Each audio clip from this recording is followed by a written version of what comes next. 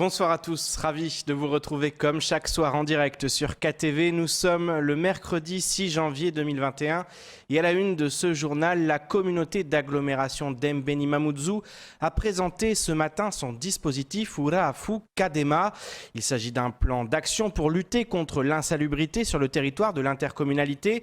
Et si le budget global n'est pas encore arrêté, une enveloppe de 80 000 € va être attribuée aux associations qui participent à ce grand projet d'assainissement. Les détails avec Ivan Rakotovaou. Depuis trop longtemps, les déchets défigurent l'image de Mayotte. Pour la Kadema, ça suffit. Elle veut frapper fort avec son nouveau dispositif Uraafu Kadema, présenté ce matin à Dembeni. Nous sommes la vitrine de Mayotte. Donc des fois c'est une honte de voir quand on passe sur la terre pleine de Mtsapere ou quand il y a la marée basse, on voit tous ces déchets qui sont sur le côté de la mer. Il faudrait qu'à un moment donné on se dise stop, mettons le paquet, même si ça doit coûter des millions et des milliards, c'est pas un problème. Nous on ira chercher les fonds pour que justement l'Académa, on veut que l'Académa soit propre. Pour y parvenir, l'Académa a mis l'accent sur 4 axes: le recrutement de nouveaux agents, l'amélioration de la collecte des déchets ménagers par la mise en place notamment de calendriers de collecte, le développement de la communication vers la population et l'implication des associations par la signature de conventions. C'est une convention qui va servir à engager ces associations à sensibiliser la population sur la manière dont ils doivent traiter les déchets, premièrement. Et ces associations vont aussi ramasser. Il y a des sites qui sont bien précises. Il faudrait qu'elles aillent dans ces sites-là pour pouvoir ramasser. 80 000 € vont être dégagés pour les associations signataires. Parmi elles, AD Dupas, qui va pouvoir renforcer ses actions à Passamanti. Pour l'instant, il y aura 2 agents qui vont être recrutés pour 3 mois à sensibiliser la population, à donner de sacs poubelles. Il y aura des calendriers à distribuer, passage de ramassage de camions et certaines informations qu'on ne peut pas déposer de déchets après le passage de la collecte. Malgré les annonces de ce jour, le budget global du dispositif demeure inconnu. Il sera voté en conseil communautaire en mars prochain. Les vacances scolaires à Mayotte ont une nouvelle fois rimé avec violence et délinquance. Si la jeunesse est souvent pointée du doigt, certains acteurs du territoire tentent de casser les clichés. C'est le cas de l'association Hip Hop Evolution qui, durant ce mois de décembre, a pris en charge pas moins de 230 jeunes à travers ses différents programmes. Je vous propose d'écouter la directrice Sophie Huvet, qui évoque cette jeunesse qu'elle côtoie depuis de longues années. Moi, ce que je dis souvent, c'est que, et je vous le dis aussi souvent, et je le dis à plusieurs médias, c'est que souvent, quand on parle de délinquance, on parle des jeunes, enfin les jeunes, et effectivement, c'est qu'une minorité, et le problème, c'est qu'on oublie que les autres jeunes, en fait, sont victimes de ça. Donc, en fait, la plupart du temps, on pense aux adultes, enfin, je sais pas si on le dit, on pense, mais naturellement, en tout cas, on confronte la jeunesse avec une autre partie de la population. Et c'est vrai qu'on oublie qu'il y a toute une autre partie de la jeunesse qui en fait n'a pas envie de ça, qui a envie d'avancer, qui a envie de se développer, qui a envie de prendre la vie à bras ouverts et à dire il y a plein de choses positives à faire. Et nous en tout cas c'est cela qu'on rencontre, même si on sait très bien on rencontre des jeunes, parce que dans les différents jeunes qu'on peut avoir, il y a des jeunes qui sont peut-être un peu borderline, comme j'ai envie de dire, mais qui quand ils sont dans ces activités-là, en fait, ce sont des autres personnes. Voilà, ce sont des autres personnes parce qu'ils sont dans une démarche, en fait, qui est différente, qui n'est pas jugée de la même manière, qui n'est pas... Alors, encore une fois, ça ne veut pas dire que c'est mieux que le reste, ça veut dire que c'est une autre forme. Et je vous propose de regarder le reste de l'actualité locale avec notamment les chiffres de l'INSEE sur la mortalité en 2020 ou encore la baisse de la consommation en eau lors des 7 derniers jours. Au montage, Leslie Vumenet. 617 197, c'est le nombre de personnes qui sont mortes en France et dans les départements d'outre-mer en 2020. C'est 58 000 de plus qu'en 2019, ce qui représente une hausse de 12%.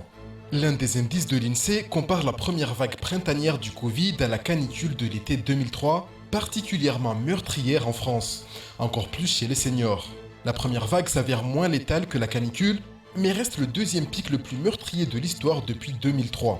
Sur l'île aux parfums, 717 personnes sont décédées l'année passée avec 2 pics prononcés en avril-mai lors de la première vague du Covid-19 et en fin d'année entre le 1er septembre et le 7 décembre avec une hausse de la mortalité de 13,5%. En comparaison, l'année 2019 avait vu 590 décès à Mayotte. Cette hausse est sensiblement la même que dans les autres territoires d'outre-mer, excepté La Réunion. L'île Bourbon connaît en effet une baisse de 3,4% de sa mortalité sur les dernières semaines de l'année. Après des semaines de hausse, la consommation d'eau baisse enfin cette semaine. C'est en effet le constat que dresse le dernier point conso du 5 janvier 2021. La consommation a baissé de 1613 mètres cubes d'eau par jour. Même si le seuil fixé par les autorités n'est toujours pas atteint, le résultat est encourageant. Depuis le début des coupures d'eau hebdomadaires, 54 000 mètres cubes d'eau ont été économisés. Par ailleurs, les fortes pluies survenues ces derniers jours ont permis de remplir un minimum les retenues collinaires. Cette semaine, l'ARS insiste sur l'importance de stocker l'eau dans un récipient. Celui-ci doit être propre, fermé et pas plus de 2 jours. Il convient également de ne pas boire l'eau des rivières et des puits. Reste maintenant à espérer que les coupures de 24 heures hebdomadaires seront rapidement levées. Pour rappel, elles sont programmées jusqu'à ce dimanche 10 janvier, mais pourraient très bien être prolongées. L'accord signé le 25 novembre dernier entre l'État, Corsair et plusieurs investisseurs vient d'être conclu. Le transfert de propriété de 100% du capital a été effectué le 30 décembre dernier. Le consortium, composé d'entrepreneurs et de collectivités d'outre-mer, est désormais actionnaire à 100% de la compagnie. Le nouveau conseil d'administration est présidé par Pascal de Izagir, également directeur général, et est composé de 8 autres administrateurs. Les nouveaux actionnaires s'ajoutent à l'État qui a participé à hauteur de 136,9 millions d'euros à cette transaction. La compagnie TUI a versé 126 millions d'euros et les repreneurs ont ajouté 30 millions en cash. Ces sommes doivent permettre à la compagnie aérienne française de se développer sereinement. Pascal de Izagir veut en effet faire de Corsair la compagnie des Outre-mer. Une bonne nouvelle pour Mayotte qui devrait bénéficier de vols supplémentaires à partir de l'été 2021. Si vous ne savez pas encore quoi faire ce week-end, la commune de Pamandzi organise la première foire commerciale de la ville. De vendredi à dimanche, le front de mer de la plage de Maracana va accueillir exposants et visiteurs. En ce début d'année et à l'aube de la rentrée scolaire, les organisateurs ont décidé d'axer la manifestation sur le bonheur des enfants, mais pas seulement. Écoutons plutôt l'une des organisatrices au micro de Léonard Rodier. Nous avons aussi la rentrée des enfants, mais aussi il y a la rentrée des parents qui vont retourner au boulot. Donc c'est pour ça que, tout à fait, nous avons tout mis en place pour qu'il y ait du prêt-à-porter, pour qu'il y ait des fournitures scolaires, pour qu'il y ait des vêtements aussi, des choses pour la maison, tout court. Donc la foire, elle concerne tout le monde, hein, que ce soit les parents, bien sûr les enfants et les étudiants. Donc c'est le moment d'en profiter. Ou même l'artisanat pour les souvenirs. Tout à fait.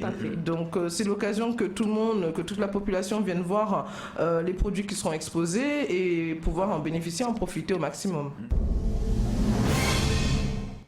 On termine avec cette situation inquiétante à Mouéli. La plus petite île de l'Union des Comores est frappée de plein fouet par l'épidémie de Covid-19. Selon le ministère comorien de la Santé, 99 nouveaux cas ont été enregistrés entre le 3 et le 5 janvier, portant le total à 171 cas actifs et 5 décès. Les autorités craignent, qui plus est, une circulation du nouveau variant découvert en Afrique du Sud. De quoi inquiéter à Mayotte, alors que la solidarité s'est mise en place pour aider une île noyée sous les manques. Jaidi Maoulida.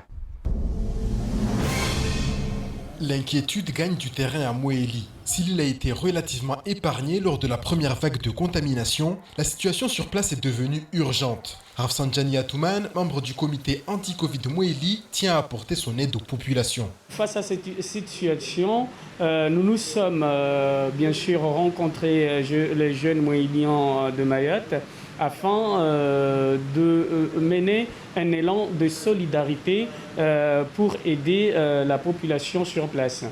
La recrudescence des cas sur la petite île serait en partie due à la variante sud-africaine du virus détectée chez les personnes contaminées. Face à la situation, Rafsanjani détaille les actions que le comité anti-Covid Mouéli souhaite mettre en place afin d'aider les Mouéliens. Nous avons on a à collecter certains matériaux médicaux, tels que les gels, masques, savons, et puis